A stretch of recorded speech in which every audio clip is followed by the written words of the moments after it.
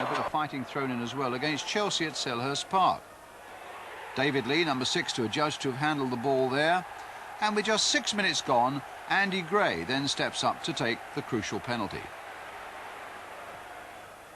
1-0 to Palace, but 5 minutes later, both Gray and Dennis Wise was sent off by referee Brian Stevens.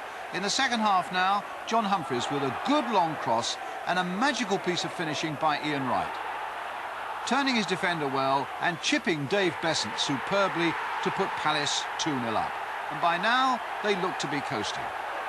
But Chelsea had other ideas. Andy Townsend to Tony Dorigo, and a shot from the fullback that just flicks off Eric Young. But the final score is Crystal Palace 2, Chelsea 1. Nicely, Sheffield United staggered from one headache to another at Selhurst Park. Ian Wright and Gary Thompson both hitting the bar before the First Division newcomers finally cracked. Good goal as well. The ball slung wide to John Humphrey, making ground on the right. His cross was perfectly weighted, so was Thompson's header. 1-0 to Palace, who are unbeaten and in 4th place.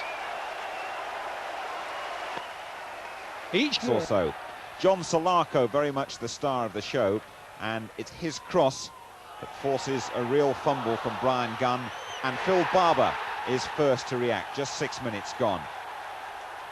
The FA Cup finalists are flying, and they're getting the breaks as well.